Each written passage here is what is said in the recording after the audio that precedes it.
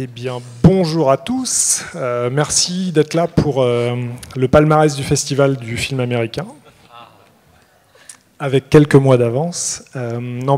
Bienvenue pour cette table ronde de clôture de ce bel événement. J'ai traîné un petit peu, j'ai entendu des choses unanimes. Donc, si j'oublie de le dire tout à l'heure, bravo aux organisateurs. Bienvenue dans cette table ronde qui va se concentrer sur un sujet qui peut paraître épineux, pointu, qui s'appelle Mathématiques, Data Science, Intelligence artificielle, les innovations, les nouvelles frontières de l'innovation, pardon. Et je vous propose une nouvelle règle du jeu. On va parler un petit peu de mathématiques, mais pas trop. On va parler un petit peu de data science, mais pas trop. On va parler beaucoup d'intelligence artificielle. On va beaucoup parler d'artificiel, peut-être un peu moins d'intelligence. Ça, c'est les intervenants de luxe que nous avons aujourd'hui qui vont le définir. Et puis, on va évoquer le sujet des données, mais on ne va pas forcément se concentrer sur le sujet des données, parce que c'est un sujet en soi et on n'a qu'une heure. Autour de moi, Stéphane Canu, Arnaud Muller, Sylvain Perronnet, que je vais présenter un peu plus longuement tout à l'heure. Il y a des fan clubs, hein, visiblement. Juste pour définir les enjeux qui sont les nôtres cet après-midi, pour la petite heure qu'on passe ensemble. Encore une fois, on va s'intéresser à la notion d'intelligence artificielle. On entend beaucoup de choses, il y a beaucoup de fantasmes, donc on ira gratter un petit peu certains sujets sociétaux. On essaiera de définir quelques termes aussi pour éviter que ça devienne trop ou très pointu. Je voudrais juste partager avec vous une définition de l'intelligence artificielle qui me tient à cœur. Je l'ai trouvée hier soir en regardant un petit peu. C'est celle de Woody Allen qui a dit c'est simple, l'intelligence artificielle, c'est le contraire de la connerie humaine. Donc on la prend et puis on la réserve pour après. On verra un petit peu plus en détail ce que c'est que l'intelligence artificielle, mais vraiment en parlant de choses concrètes. Et puis l'intelligence artificielle, finalement, on la côtoie dans nos quotidiens, on la côtoie beaucoup dans les livres qu'on lit, dans les films qu'on regarde. Enfin, je pense à 2001, Odyssée de l'espace, avec HAL, c'est ça, hein, l'ordinateur HAL 9000. Her, le magnifique film où cet homme tombe amoureux de son système d'exploitation. On n'en est peut-être pas très très loin. Et puis, beaucoup plus longtemps avant, Metropolis, finalement, qui annonçait déjà quelques problématiques liées à l'intelligence artificielle. Pour commencer, je vais me tourner vers Stéphane Canu. Alors, Stéphane est enseignant, tu es enseignant-chercheur à l'INSA de Rouen. Tu dépends du laboratoire LITIS. Tu interviens au département architecture des systèmes d'information et tu es professeur associé à l'École Polytechnique à Paris. Et ton cheval de bataille de tous les jours, c'est le machine learning. Alors, premier point, machine learning, ça veut dire quoi? C'est quoi le machine learning? Donc le machine learning, c'est la capacité des machines à améliorer leur performance de manière automatique, mais principalement grâce à des exemples. Voilà, donc on peut dire que pour programmer une machine, en gros, on lui donne une succession d'instructions qui lui dit fais ci, après fais ça, fais ci, fais ça. Nous, humains, on apprend de nos expériences. Entre nous, humains, qui apprenons de nos expériences et ces machines qu'on peut programmer instruction par instruction, on essaye de faire des machines qui peuvent apprendre aussi. Elles ne vont pas apprendre d'expérience, elles vont apprendre de données, de cas particuliers sur des tâches spécifiques, et essayer de s'améliorer, améliorer leur performance sur des tâches. Par exemple, si on veut apprendre une machine qui apprend à traduire du français à de l'anglais, ben je vais lui donner énormément d'exemples de phrases en français traduites en anglais, et elle va essayer d'assimiler ces exemples pour produire une traduction de qualité. Bon, mais alors, Stéphane, tu viens de dire plusieurs fois le mot machine. C'est quoi une machine ? Alors, une machine, c'est un système automatique. Là, on va dire, c'est un algorithme, un programme qui a été écrit, donc une suite d'instructions qui vont s'exécuter pour justement permettre cette assimilation des données. Donc, quand on parle de machine learning, c'est un programme automatique, c'est un algorithme qui est capable d'apprendre. D'accord, donc des processeurs, des serveurs à certains endroits de la planète, des requêtes, du réseau, c'est toutes ces choses-là finalement. Oui, pour faire marcher aujourd'hui donc le machine learning, on en parle aujourd'hui, on parle de l'IA parce qu'il y a eu des améliorations dans les systèmes. Ces améliorations sont liées à l'amélioration de puissance de calcul. Et donc ces systèmes, si je parle d'un système qui traduit automatiquement, comme on peut le faire l'expérience avec nos téléphones, c'est des systèmes qui sont extrêmement consommateurs. Déjà, il faut énormément de données, ils sont très gros et vont consommer énormément de puissance de calcul derrière pour réaliser cette tâche de traduction. Mais bon, nos cerveaux aussi, ils ont beaucoup de puissance de calcul. Alors justement, on entend beaucoup parler d'intelligence artificielle, de similitude, de biomimétisme avec notre cerveau. D'aucuns disent que la grande différence, c'est justement le calcul. C'est quoi enfin, le chercheur que tu es peut peut-être nous dire ce que tu penses de la différence entre le cerveau humain, justement, et ces machines auxquelles on essaye d'apprendre des choses. Voilà. Alors, donc moi, quand j'ai commencé à faire du machine learning, le machine learning était très différent de l'intelligence artificielle. L'intelligence artificielle, c'était un sujet très ambitieux qui visait à comprendre l'intelligence, que je ne sais pas très bien ce que c'est, et d'en produire une artificielle. Donc, alors que machine learning me semblait assez simple, le problème c'était assimiler des données, trouver des corrélations, arriver à prendre plein de données. Je prends un exemple, un médecin, il apprend à lire une radio et à trouver où est une tumeur. Mais combien va-t-il voir de radios? Il va en voir 100, peut-être 1000, peut-être 10 000. Aujourd'hui, un système automatique, il est capable d'assimiler un demi-million de radios, donc plus qu'aucun médecin pourra jamais en voir, et donc d'apprendre les corrélations de ce qu'est une tumeur, grâce à cette masse de données qu'il est capable d'assimiler. Mais pour assimiler cette masse de données, il lui faut des masses de calcul et du temps, beaucoup de calculs. Et en fait, ce qu'il assimile, c'est qu'il définit des relations, il retrouve des régularités, il dit, ah bah tiens, mais souvent, quand il y a ce genre de choses, sur 500 000 images, là, il y a une tumeur. Et c'est un peu comme en météo, on dit s'il pleut à la Saint-Médard, il pleuvra 30 jours plus tard. C'est des corrélations qui sont liées des années et des années où les gens ont commencé à regarder la météo et à se dire, voilà, c'est ce qu'on essaye d'automatiser aujourd'hui, retrouver ces corrélations en étant capable d'assimiler des masses de données. Stéphane, on parle aussi beaucoup intelligence artificielle faible, intelligence artificielle forte. En quelques mots, la différence? Eh bien, donc quand j'ai commencé, il y avait cette idée d'intelligence artificielle, créer une intelligence. Moi, je m'intéressais plutôt à l'assimilation de données. Donc on appelait ça machine learning. Et puis une technique est apparue qui était très intéressante, c'est celle des réseaux de neurones. Et on est dans les années 80, il y a longtemps. Hein. Les réseaux de neurones, wow, c'est super, ça va. Et non, ça ne marchait pas. Et donc, c'est tombé en désuétude. Et en fait, les gens ont réussi à faire marcher les réseaux de neurones dans les années 2000, 2010 exactement. Et en fait, comme ça marchait, ils ont voulu changer de nom, et ça s'est appelé Deep Learning. Mais c'était la même chose que les réseaux de neurones. Alors les mêmes choses avec des années de l'expérience en plus, mais les concepts, les idées fondamentales étaient les mêmes. Donc c'est devenu Deep Learning, et pour une raison que j'ignore, en 2015, Deep Learning est devenu l'intelligence artificielle. Donc en fait, il y a, de mon point de vue, un rebranding d'une technique qui était les réseaux de neurones, qui sont devenus le deep learning, qui est devenu l'intelligence artificielle. Et donc, pour la distinguer de l'intelligence artificielle qui existait depuis longtemps, l'intelligence artificielle qui vise à produire une intelligence qui est de la recherche, des choses qu'on cherche à faire, ce qu'on appelle l'intelligence forte, et cette intelligence artificielle qui est du deep learning, qui est retrouver des corrélations dans les masses de données, c'est elle qu'on appelle l'intelligence artificielle faible. C'est clair. Arnaud, Sylvain, si vous avez bien sûr des compléments ou des choses, enfin si vous pensez que Stéphane nous raconte des tarabistouilles, vous avez le droit aussi. Hein. Je pense qu'il bullshit un petit peu, c'est le problème des chercheurs de manière générale, c'est pour ça que je tenais à être présent là. Non mais en fait c'est assez rigolo comme en fait je me souviens quand je suis allé à San Francisco il y a un an et je dis ouais, nous notre job c'est de faire en sorte que l'intelligence artificielle se transforme en réalité business. On m'a dit, oh, mais non, mais utilise pas ce terme-là, t'es fou et tout. Tu vas pas parler d'intelligence artificielle. Tu vas te faire taxer de bullshitter, parce que ça, c'est un buzzword, c'est un mot qui va faire vendre. Mais s'il te plaît, utilise des termes qui soient précis.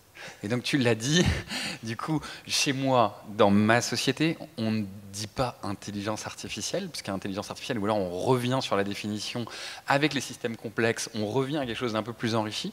Et donc, on dit, globalement, on va intégrer cet apprentissage automatique, machine learning, dont parle Stéphane. En gros, on va doter les applications bêtes d'hier en intelligence, on va les rendre intelligentes, on va intégrer cet apprentissage automatique, on va intégrer cette richesse d'informations. Et la réalité, c'est que je l'ai vu, en fait, moi, je considérais qu'il fallait aller très vite là-dessus. Et donc, j'ai tendance, en tant qu'entrepreneur, à essayer d'apporter à mes clients les recettes les plus rapides à mettre en œuvre, en me disant, de toute façon, on va faire un plat, puis après, on va l'améliorer, on va gagner comme ça. Et je me suis aperçu que mes amis chercheurs, qu'on appelle des data scientists, préféraient les trucs à la mode, rebrandés, comme tu dis, Stéphane. Et donc, en gros, les bons, typiquement les premiers bons de l'INSA, les stars, hein, parce qu'il y en a qui, parfois, explosent tout, et du coup, je disais, mais tu fais du machine learning, mais on ne viendra jamais bosser chez toi si tu fais du machine learning. Il faut faire du deep learning. Et aujourd'hui, le sujet, c'est, tu fais du deep learning, mais est-ce que tu fais du deep learning explicable? Est-ce que tu vas travailler là-dessus? Est-ce que tu vas travailler sur le differential privacy et sur des techniques un petit peu plus avancées? Sinon, on n'arrive pas à capter les talents. Donc, grosso modo, ce que j'ai compris, c'est que l'AI, c'est génial pour parler aux clients. Donc, du coup, dire intelligence artificielle, pardon, AI, c'est Artificial Intelligence, donc AI, et donc c'est intelligence artificielle. C'est très bien pour dire aux clients de tous horizons, globalement, on va transformer ça en potentiel business pour vous. C'est ça la mission, ça suffit. Mais après, il y a machine learning, ça c'est techniquement, oui, c'est des applications qui tirent profit du machine learning, et après, il y a ce qui excite la recherche et nos étudiants superstars, mais qui aujourd'hui est un domaine encore un peu jeune en termes d'application, mais hyper prometteur, qu'est le deep learning. Bon, vous l'avez compris, dans certains clubs, le soir, quand on dit intelligence artificielle, on est un peu ringard. Justement, Arnaud, je vais juste rebondir pardon, sur un truc. Sylvain. C'est vrai qu'il y a une notion de buzzword qui est forte, et quand on parle d'intelligence artificielle forte, c'est un fantasme de la littérature, de tout ça, et ça a quand même un intérêt, c'est que ça permet pour beaucoup d'acteurs de trouver un petit peu des financements en promettant une belle vision. Stop. On coupe.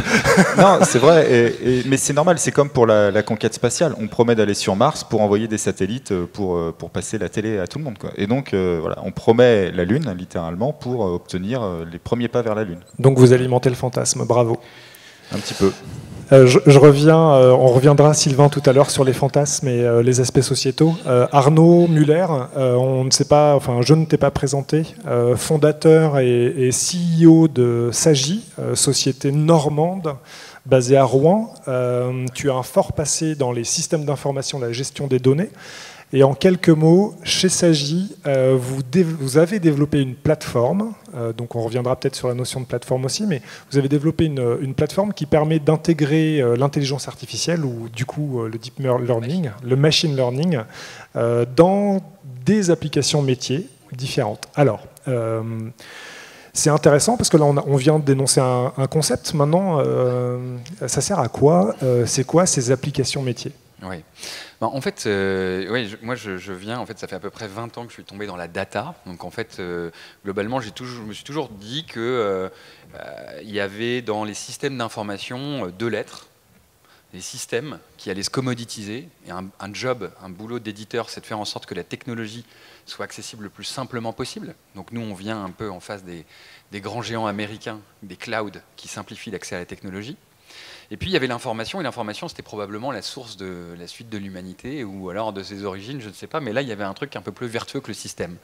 Et donc j'ai regardé un peu comment en fait ce système d'information et cette information, comment on l'a géré, cette information, comment on transformait de la donnée froide en information contextualisée. Et puis, avec toutes ces années, j'ai dû apprendre aussi, et moi aussi, faire mon apprentissage automatique, comprendre qu'il y avait quelques patterns. Donc, patterns, c'est des modèles, on trouve des corrélations. Et donc, je me suis aperçu que globalement, les entreprises faisaient toujours trois choses.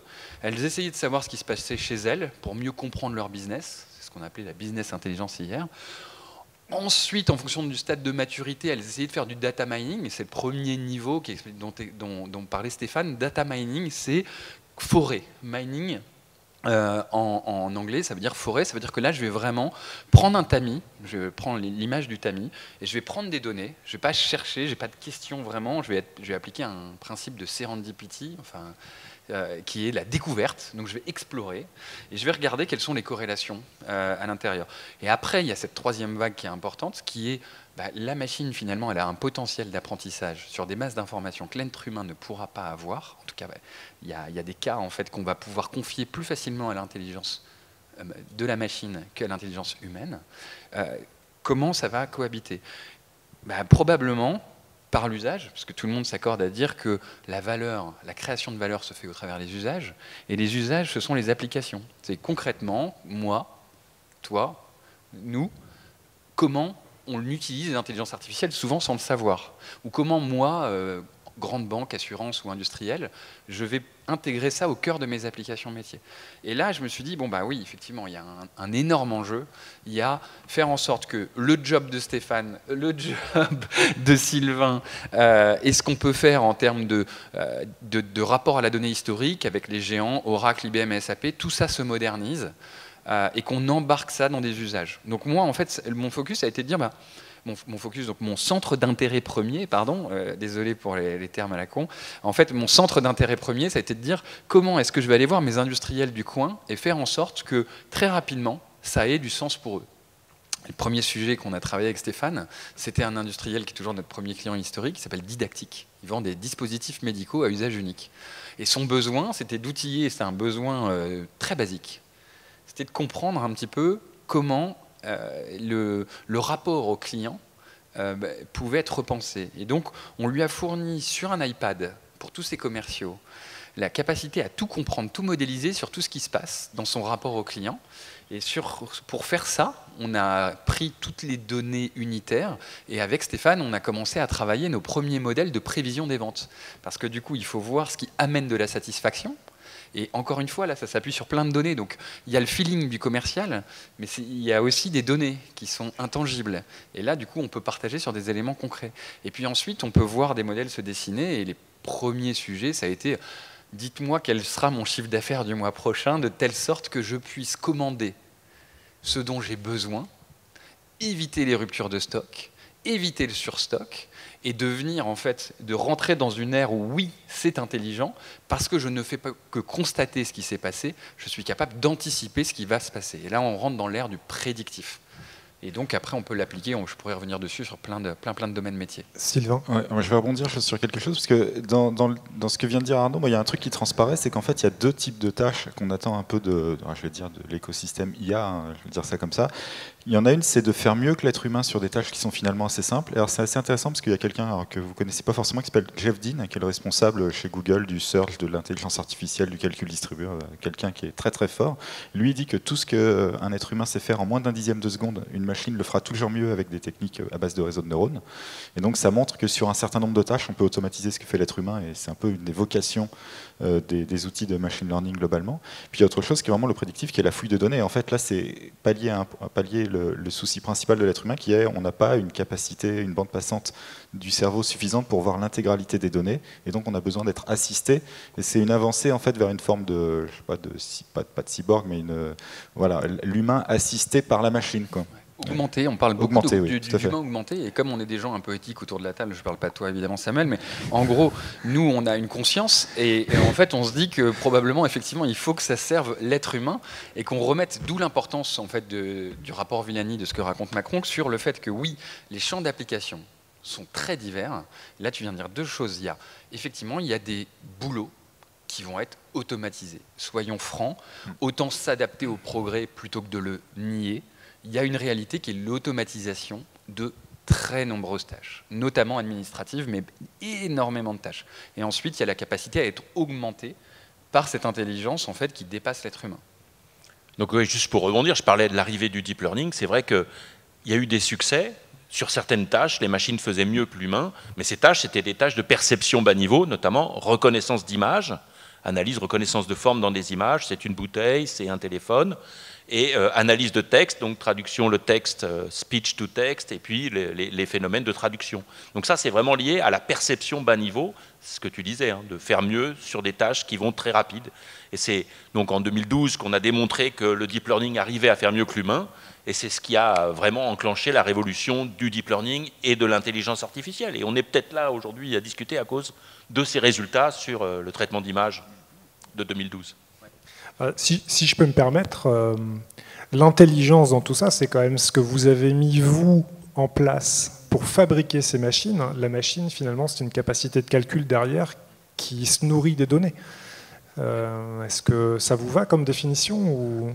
Enfin, forcément, ça vous va si je vous dis que vous êtes intelligent. Mais Non, justement. Enfin, en tout cas, moi, c'est pas un truc dont je me revendique, l'intelligence.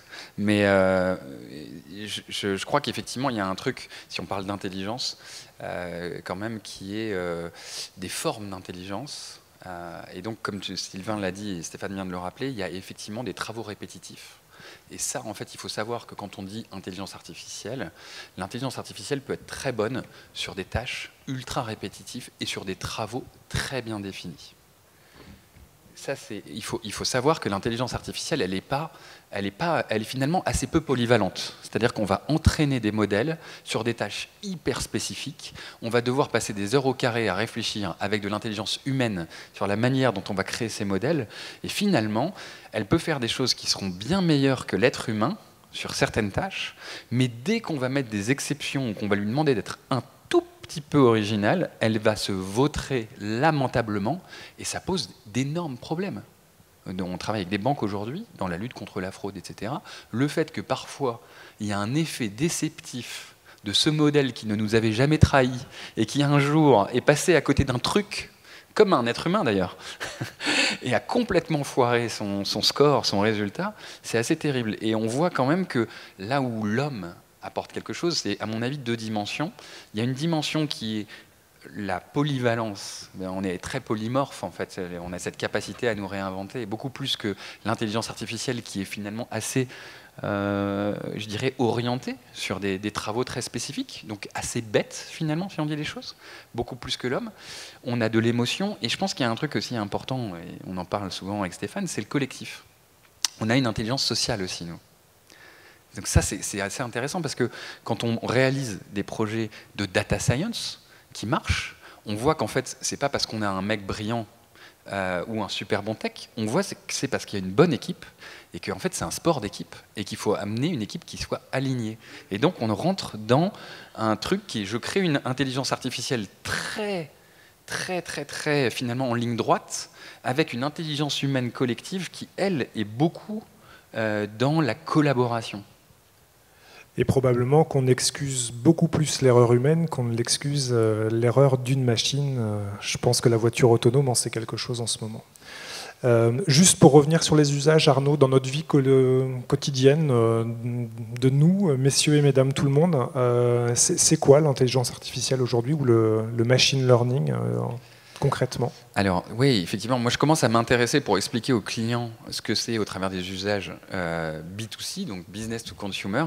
La réalité chez Sagi, c'est que nous on vend qu'à des entreprises, donc industrielles, parce qu'on vient de Normandie et on a travaillé donc sur un truc que je mentionnais tout à l'heure, qui est la maintenance prédictive, donc l'identification des pannes avant qu'elles n'arrivent. Donc ça amène beaucoup de confort à tout le monde et de gains. Ensuite, sur plein d'autres registres en entreprise, si on regarde à titre particulier, on l'utilise de manière un peu embarquée sans forcément s'en apercevoir. Tu en parlais, enfin on en parlait tout à l'heure, la traduction par exemple. La traduction, ça c'est des choses que vous pouvez utiliser et qui effectivement qui vont faire appel à des techniques d'intelligence artificielle. Je pense à ce qui se passe aujourd'hui au niveau du nouveau rapport, parce que le deep learning, c'est aussi pouvoir traiter des informations qui prennent de nouvelles formes. Donc c'est de la data, c'est de la donnée. La voix c'est de la donnée. Chez Sagi, on génère des data lakes conversationnels, c'est-à-dire que tout ce qui va être dit entre le téléphone et moi va être retranscrit sous forme de texte. Du coup, ce n'est plus uniquement entre le conseiller et son client, c'est aussi de l'information qui appartient à l'entreprise, qui est retraduite et que je peux analyser pour mieux faire, éventuellement mettre une autre intelligence artificielle derrière, qui, elle, va aller chercher l'information à différents endroits dans l'entreprise pour apporter la réponse au conseiller et pour éviter que le client ait besoin d'attendre ou de répéter tout le temps la même chose et de s'énerver. Donc du coup, la voix Siri, c'est un bon exemple. On a des petits copains de chez Snips, parce qu'en fait, il se trouve qu'on est assez français finalement. On se retrouve avec des valeurs autour du respect du caractère privé et personnel des données. Donc il y a un règlement, mais il y a aussi derrière ce règlement des gens pour qui ça a du sens. D'ailleurs, on va essayer de faire une conférence à Paris sur le sens derrière GDPR. Parce que il y a le règlement, mais il y a le pourquoi. Et le pourquoi... RGPD en français. Ouais, RGPD, pardon. Le règlement, du coup, pour la... Juste pour repréciser, ce que vous avez tous reçu dans vos boîtes mail en 150 exemplaires. Et donc là, on a Snips, par exemple, ils font du deep learning. Et Snips, c'est juste de dire, vous savez quoi, vous allez parler à Siri. Vous, en tant qu'industriel, vous allez pouvoir avoir ça sur vos petits boîtiers à différents endroits. La chance qu'il y a, c'est que ça ne tourne pas ni sur Amazon, ni sur Google, ni sur truc. Ça tourne chez eux. Peut-être que demain, ça tournera aussi avec du Quant.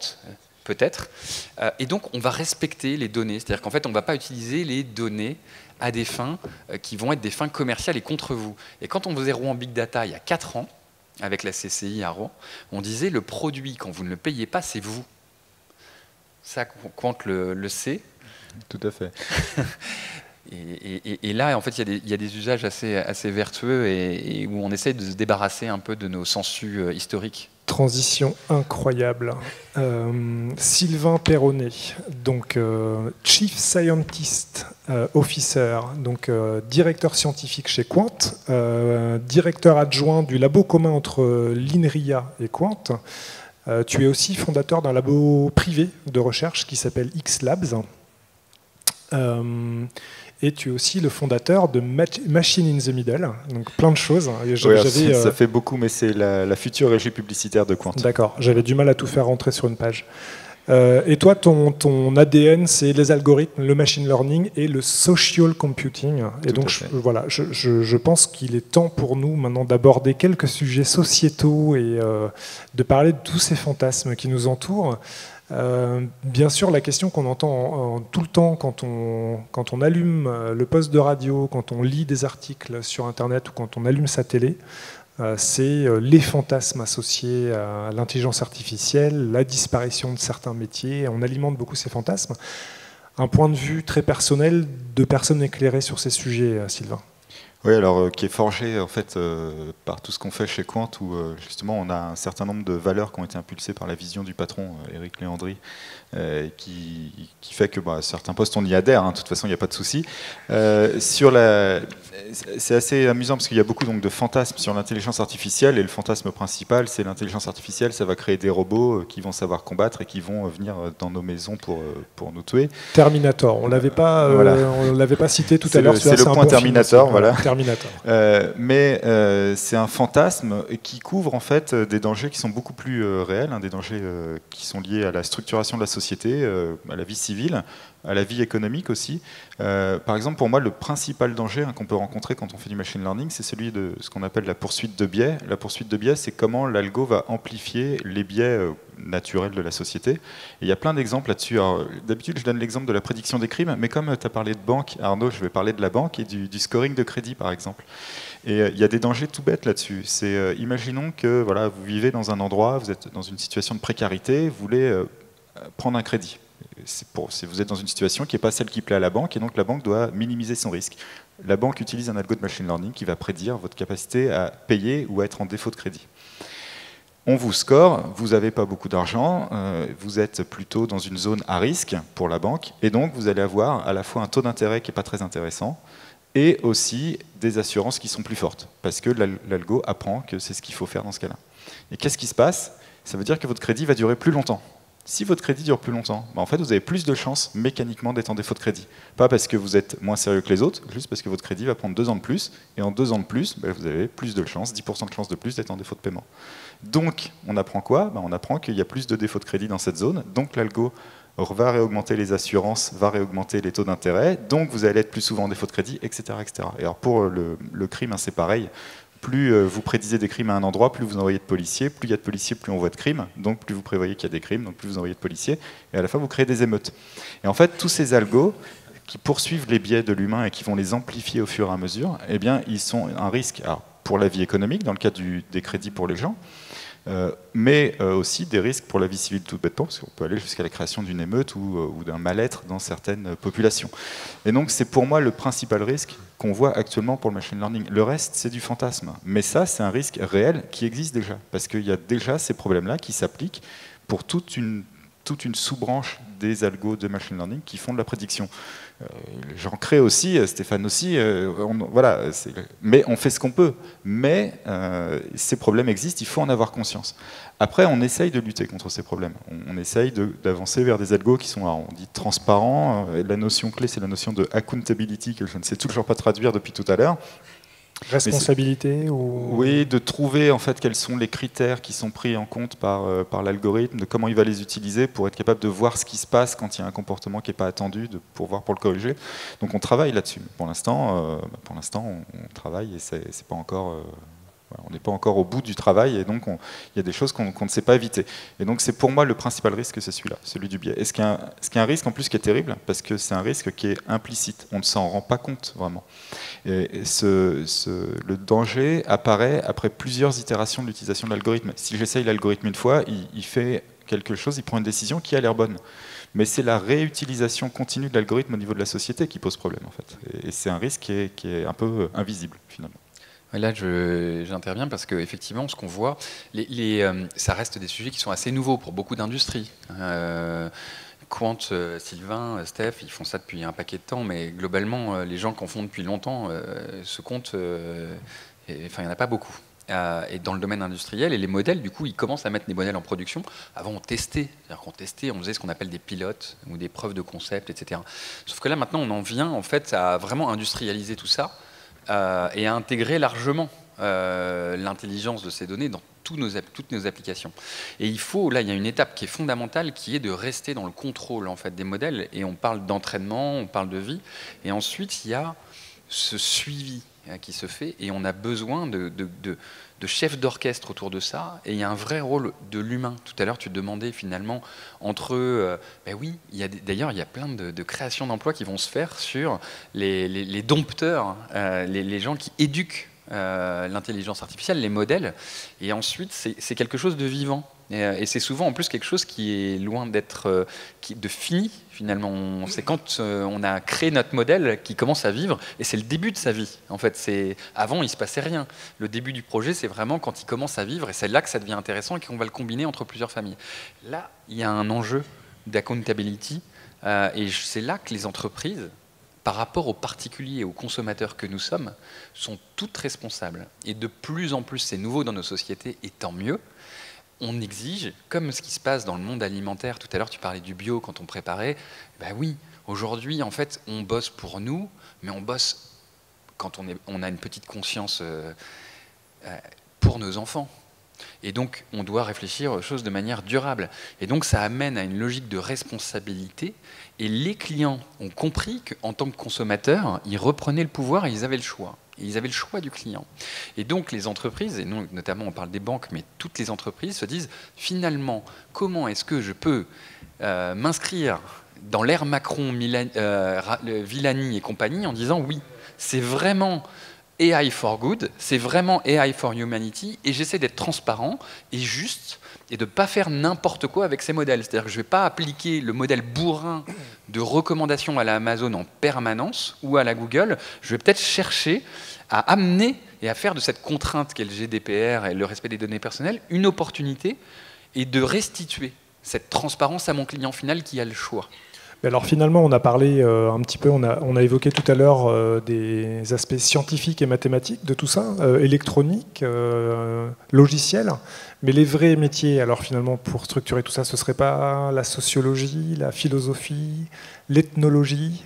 Alors, pour structurer, je ne sais pas, mais en tout cas, il y a quelque chose, c'est que finalement, nous, on est des fabricants d'outils, d'une certaine manière, et quand on fournit un outil, les gens ont le choix de l'utiliser ou pas, et cette réflexion, là, c'est plutôt les sociologues, les philosophes, qui sont... en tout cas, ils ont un meilleur niveau de réflexion que moi, au moins, voilà, là-dessus. Mais il n'y a pas que, d'ailleurs. Par exemple, la notion d'algorithme, nous, c'est celle qu'on maîtrise.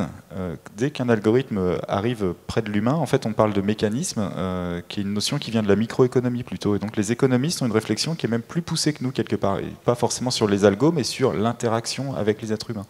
Donc, moi, je pense qu'effectivement, il y a les économistes, les sociologues, les philosophes qui sont là et qui ont leur mot à dire. Et puis aussi les gens qui votent, tout simplement. Parce que c'est un choix de la société, parce qu'on parle de choses qui sont extrêmement structurantes pour l'avenir de nos sociétés. Donc ça tombe bien, il reste encore quelques difficultés sur Parcoursup, donc c'est le moment de choisir sa filière pour ceux qui peuvent. C'est ça. Juste, on parle d'éthique aussi beaucoup dans ce domaine-là. Comment, dans des entreprises ou dans un milieu académique, on se préoccupe de l'éthique? C'est fait comment? Est-ce qu'il y a des personnes qui sont responsables de l'éthique? Est-ce que la machine peut avoir une éthique? Alors pour le milieu académique, je laisserai Stéphane répondre, j'en suis parti. En entreprise, nous chez Quant, on a un directeur éthique, hein, on s'est doté d'un directeur éthique qui essaye de pousser un petit peu la réflexion là-dessus. L'éthique, c'est une discipline très particulière quand même, parce que c'est une discipline qui est un peu orthogonale à la pensée scientifique, parce que l'éthique, c'est une certaine axiomatique de ce qu'est un être humain pour construire une morale, un système de valeurs. Donc on est plutôt dans ce qu'on admet au niveau de la société comme des prérequis pour vivre ensemble.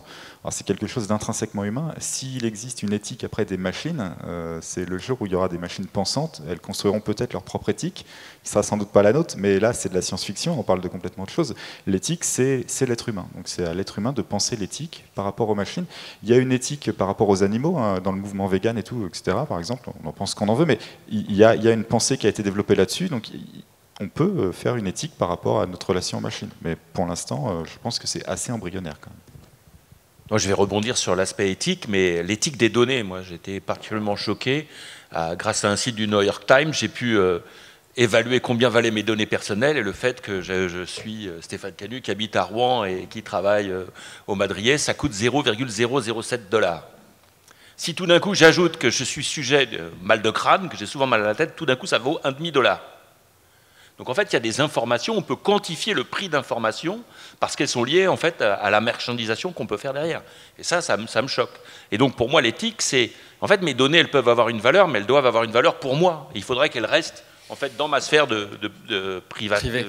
privée, dans ma sphère privée, et que je puisse les utiliser à mon bénéfice, que je puisse les échanger aussi avec les gens auxquels je choisis de les échanger pour améliorer en fait la connaissance des produits, parce que j'ai toujours besoin d'acheter des téléphones, des autos, et je voudrais connaître celle qui soit le mieux adaptée à moi, et je voudrais des algorithmes qui m'aident en fait à faire ce choix de manière éclairée, mais pas que ça coûte un demi-centime de dollar le fait qu'on sache que j'ai mal au crâne.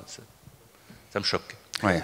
Mais je crois il y a un truc aussi qui est troublant, mais je suis sidéré et je trouve ça beau. Ça fait partie des belles surprises en fait que je rencontre, parce qu'en tant qu'entrepreneur, on voit le bien, le mal, le chaud, le froid, tout ce qu'on veut, et puis on voit aussi des belles choses humaines se dégager, et ça fait du bien.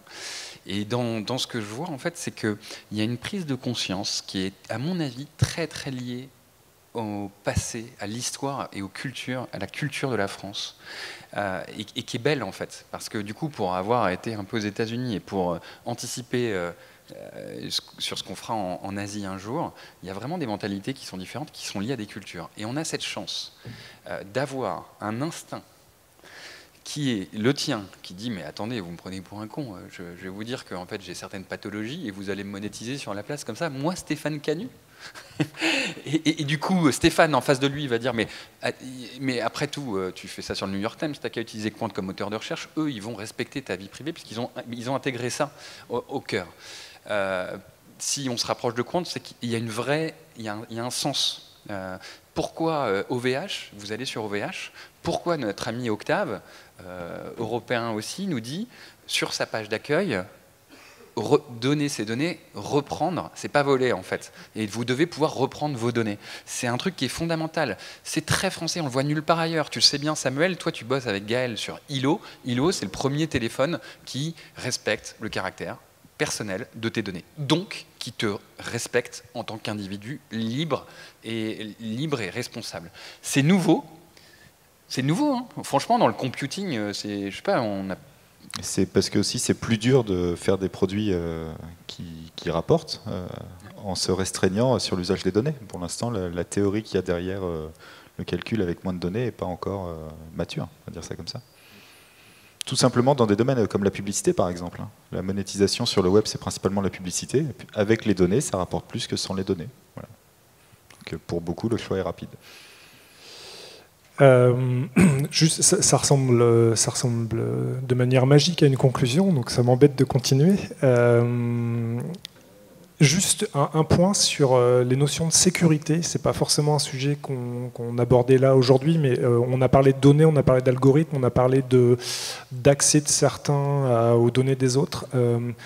Ça aussi, au même titre que l'éthique, comment ça fait partie de votre vie aujourd'hui, d'entrepreneur et d'enseignant-chercheur? Et en fait, avant de lancer ma petite entreprise, j'étais enseignant en master sécurité des systèmes d'information à l'INSA. Il n'y a pas de hasard. Non, le hasard n'existe pas. Je suis persuadé que si on est là à discuter éthique autour de la table, c'est que ce n'est pas le fruit du hasard. Et sur la sécurité des systèmes d'information, en fait, il y a toujours, parce qu'il y a système d'information, mais il y a la sécurité de tout ça. Et je pense qu'en fait, quand on parle d'intelligence artificielle, et donc de se dire on va développer de nouvelles approches de la donnée, il faut être en capacité de prendre un peu de hauteur, de développer de nouvelles approches, de prendre des angles différents de ce qu'on faisait hier. Justement, la créativité et l'exploration sont fondamentales.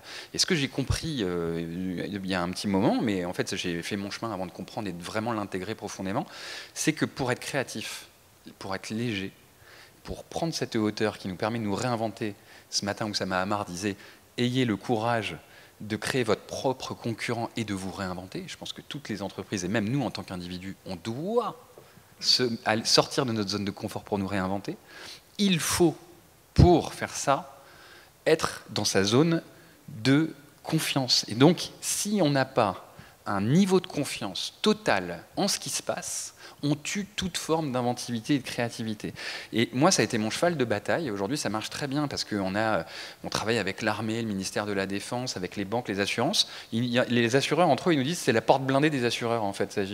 Mais en fait, il y a ce truc qui est, oui, on respecte. On a compris que si vous faisiez des coffres forts, c'est qu'il y avait un sens.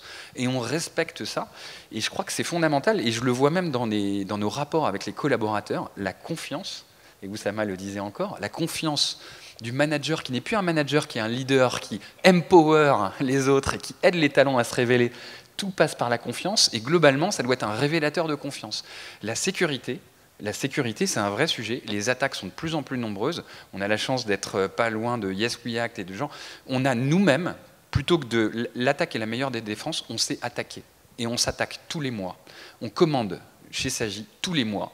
Et on paye rubis sur l'ongle des tiers de confiance qui viennent nous attaquer pour qu'on puisse prouver à nos clients qu'on a mené des actions préventives de sécurité pour leur prouver qu'ils ne sont pas à poil et qu'on ne fait pas n'importe quoi. En fait. On n'attend pas qu'ils nous posent la question. Et c'est fondamental. Et plus on va avancer, et plus on ira en fait, vers ce besoin de se sentir en sécurité, je pense. Donc vous ne rencontrerez pas tous les jours des gens qui payent d'autres personnes pour les attaquer. Vous en avez un.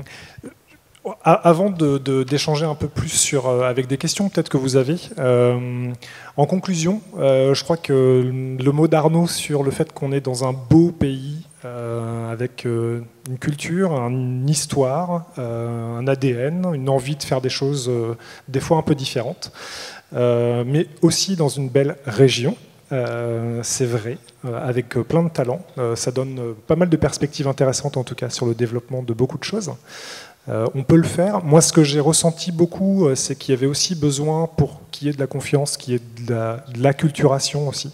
Je pense que c'est une des conclusions, c'est probablement que l'intelligence artificielle, le machine learning, qu'on le veuille ou non, c'est notre affaire à tous. C'est pas que l'affaire de ces génies qui sont autour de la table. C'est pour ça que je me suis écarté de la table en fait, parce que je m'inclus pas dedans. Et donc c'est l'affaire de tous, donc on doit s'y intéresser. Et puis je crois aussi que pour qu'on puisse s'y intéresser, il faut qu'on nous en donne les moyens. Donc il y a aussi tout un champ d'enseignement, d'acculturation, de rendre les gens un petit peu plus intelligents justement par rapport à l'intelligence artificielle et pas de nourrir tout le temps les fantasmes comme on le fait tous les jours. Avant que j'oublie, en prolongement de cette discussion-là, rendez-vous à Rouen du 27 au 29 juin pour le NWXSF, donc le Summer Festival NWX, qui se déroulera sur la thématique justement les intelligences. Il paraît que le 21e siècle est le siècle des intelligences, donc ça prolongera vraiment le sujet avec cette fois-ci aussi des intervenants qui sont multiculturels. Donc vous retrouverez l'association de malfaiteurs qui est devant vous, mais il y aura aussi des sociologues, des ethnologues. Voilà, donc ça couvrira un petit peu plus largement le sujet. Et vous trouverez toutes les infos sur ce festival-là sur le site nwx.fr. Je ne sais pas si vous avez plein de questions, mais il y en a forcément plein. J'en vois au moins une ici.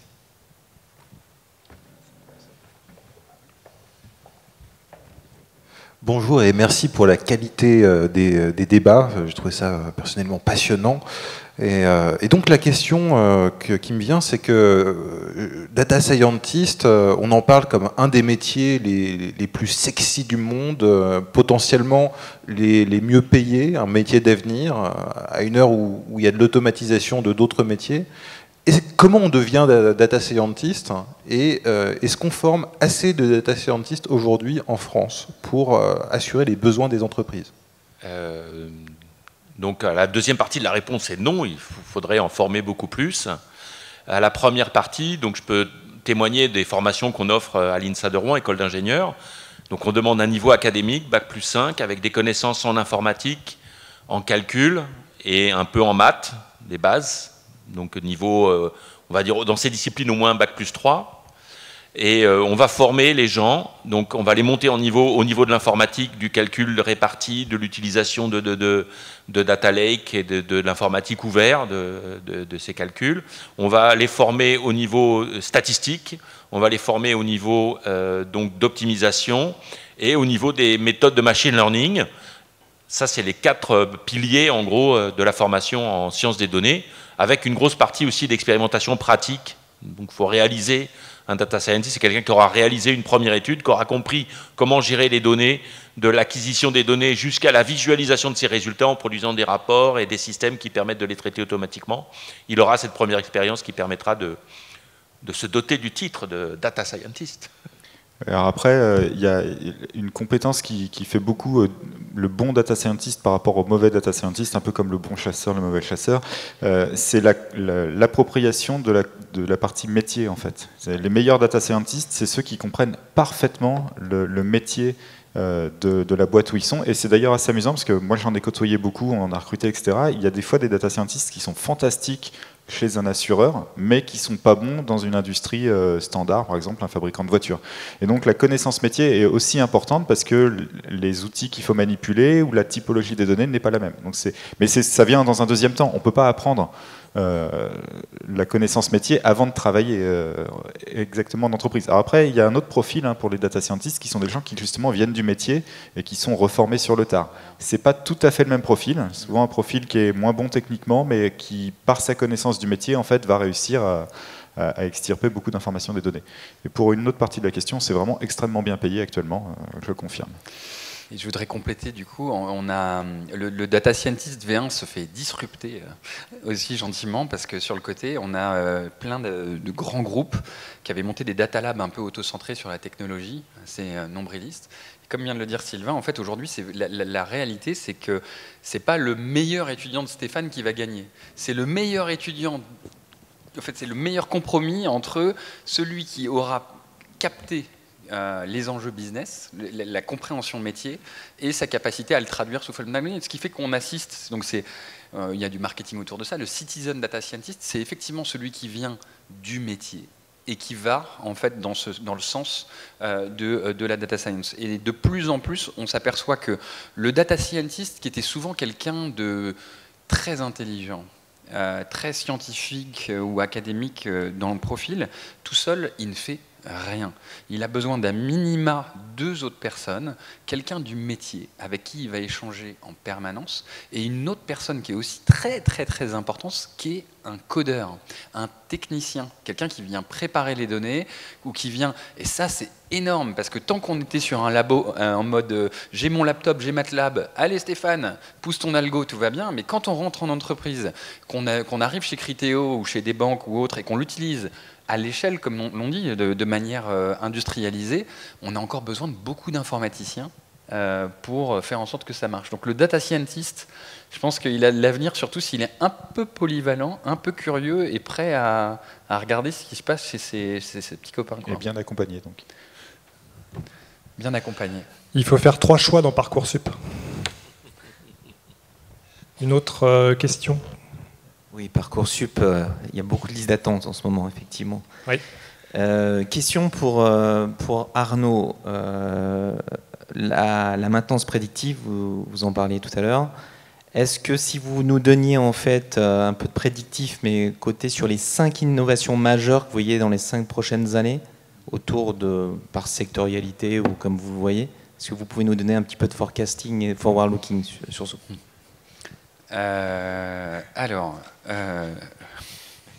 J'ai toujours rêvé en fait parce que je suis un opportuniste né, et donc quand j'étais enfant, je rêvais soit d'aller dans la voyance. C'est ce que j'ai fait. Je voulais même qu'on sponsorise le salon de la voyance Porte de Versailles avec Sagi, et je pense qu'on le fera. Mais du coup, 5, c'est pas forcément mon chiffre préféré. Moi, c'est le 3 ou le 7. Je vais du coup peut-être plutôt parler de 3, plutôt que de raconter 2 conneries de plus. Je vais pas en rajouter, je vais faire 3 bien. Le premier, en fait, ça a été dit par Sylvain, il y a l'automatisation. L'automatisation, c'est super important, parce que du coup, tout ce qu'on voit, et tous les contrôles à l'œil, tout ce qu'on dit, toutes ces informations, en fait, aujourd'hui, ça vient enrichir des algorithmes, et il y a énormément de choses répétitives qui vont être complètement automatisées. Ça s'applique à tout. Je pense que les fonctions administratives, de manière générale, j'en discutais avec notre président de région, il y a des bouleversements qui vont s'opérer, qui sont assez incroyables. Donc l'automatisation, c'est un vrai sujet. On appelle ça du RPA, Robotic Process Automation, c'est vraiment le robot qui traite à la place de l'homme. Ensuite, on a du coup le prédictif, et donc cette capacité à anticiper des phénomènes.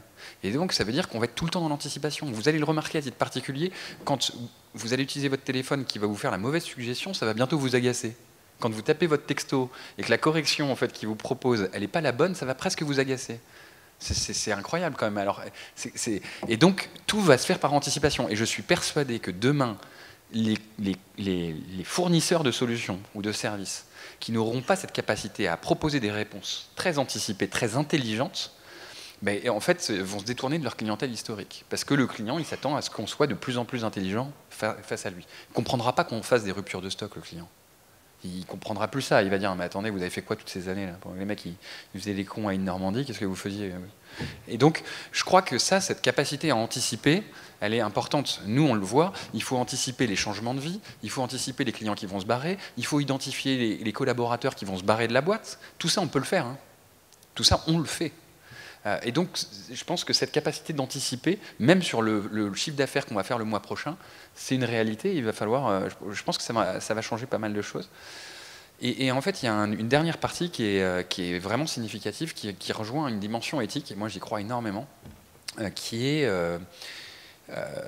ce qu'on appelle le durable. En fait, moi j'appelle ça le fairness, c'est être juste. Et donc être juste, je pense que c'est la base du commerce équitable, finalement on revient toujours à cette justice.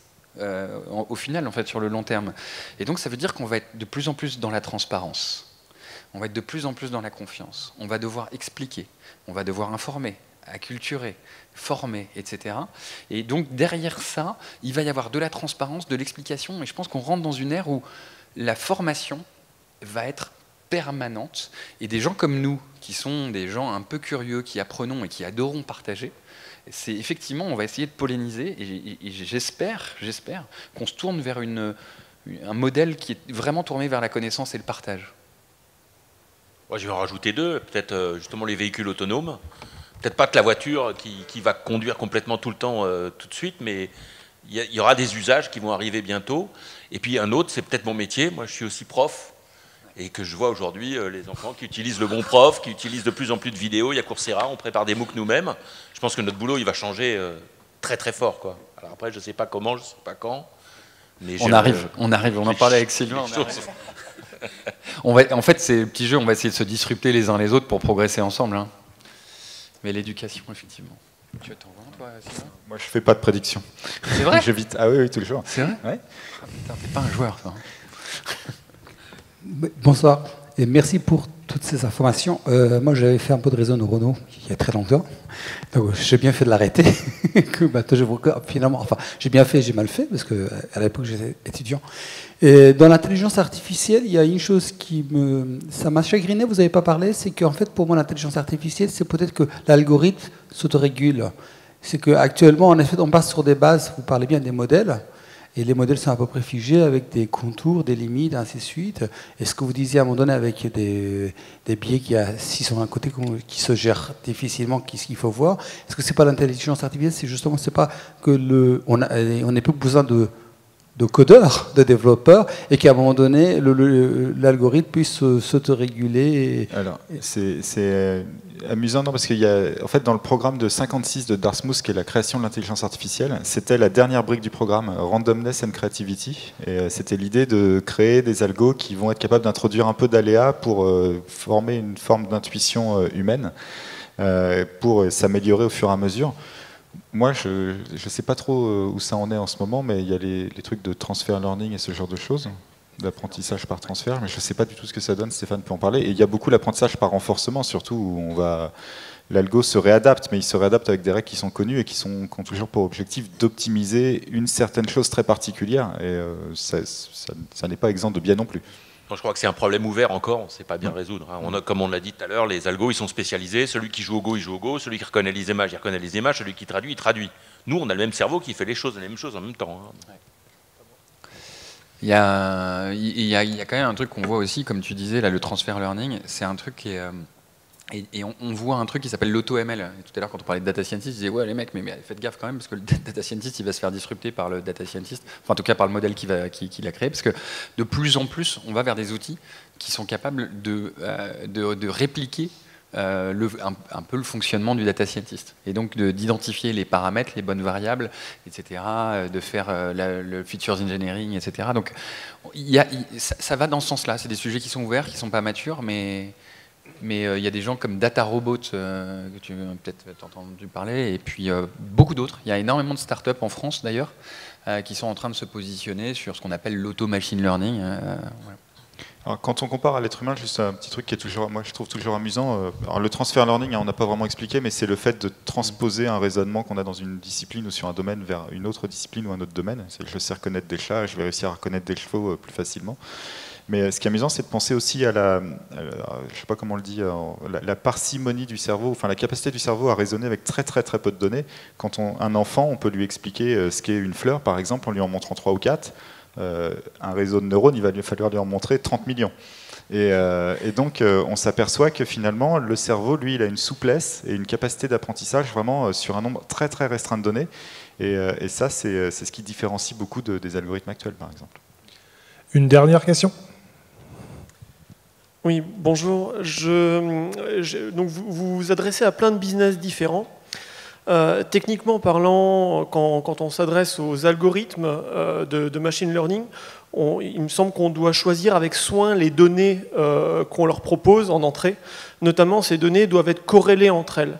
Et si on a des données qui ne sont pas corrélées du tout, à ce moment-là, ça peut dégrader fortement la performance de l'algorithme.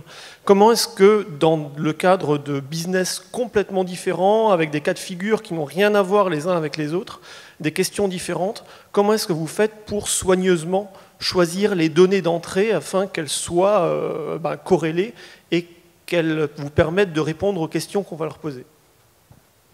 C'est pour Stéphane. Piece of cake. Tu veux, moi je peux en parler. Je peux en parler aussi. Non, mais sans problème. Moi, je vais faire du product placement. Donc la réponse est Sagi. Donc Sagi, c'est un super accélérateur pour ça. Non, globalement, en fait, quand on dit ça, en gros, il faut partir du besoin. Donc effectivement, tu l'as dit, à partir du moment où on adresse un champ des possibles assez large, ça va être compliqué de se dire, mais finalement, quelles vont être les bonnes données d'entrée pour alimenter mon modèle. Et effectivement, il y a un travail de préparation des données, de telle sorte qu'on puisse trouver les bonnes variables et puis en sortir quelque chose. pour moi, en fait, il y a des grandes familles. Les grandes familles, on les connaît. C'est pour ça que je parle toujours de sport d'équipe. C'est qu'en fait, c'est des sports où il faut travailler en équipe, quoi. Il n'y a pas un data scientist seul, c'est une équipe. De plus en plus, on le fait. Ce qu'on dit, c'est OK, je pose le problème, je regarde quels sont les différents chemins. Donc en fait, parce qu'il y a tous les chemins mènent à Rome, donc admettons qu'on a bien identifié Rome sur la carte, on va se dire il y a probablement plusieurs approches différentes et on va tester plusieurs approches en parallèle et effectivement on va en fonction de ça aller puiser de l'information dans différents systèmes, parce que les données, en fait, l'expérience de l'entreprise, elle existe dans des systèmes divers et variés et même à l'extérieur de l'entreprise dans des données externes. Et donc on va nous être en capacité de créer les tuyaux qui vont alimenter ce lac de données dont on a rapidement parlé tout à l'heure et sur lequel on va trouver les corrélations. En fait, on part du problème. Stéphane, on dit toujours qu'un problème bien posé est à moitié réglé. Donc on pose bien le problème en intégrant, comme l'a dit Sylvain, le métier qui globalement connaît mieux son problème que celui qui va le résoudre, si on regarde en termes de bénéfices métiers. Et puis ensuite, on teste quelques approches. On expérimente des modèles et puis on va chercher les données qui peuvent amener du sens. Alors Arnaud a fait une réponse qui est parfaite dans le cas où il y a vraiment une structuration dans les données et que si on ne la voit pas, c'est parce qu'elles se bruitent entre elles, parce qu'il y a des données additionnelles qui ne sont pas compatibles avec celles qui existent déjà. Mais il ne faut pas oublier que quand vous n'avez aucune corrélation entre les données, c'est peut-être aussi que vous n'en avez pas assez, ou alors que c'est de la donnée purement aléatoire et donc les algos de machine learning ne fonctionneront jamais dessus parce qu'il n'y a rien à deviner. C'est les cas qui peuvent arriver. Voilà, c'est pour être tout à fait complet dans la réponse. On fait toujours, on vérifie, on fait toujours une étape de diagnostic où on s'assure qu'il y a la matière première. Et vous avez une super voiture, vous n'avez pas d'essence, il n'y a pas d'essence, quoi. Salut.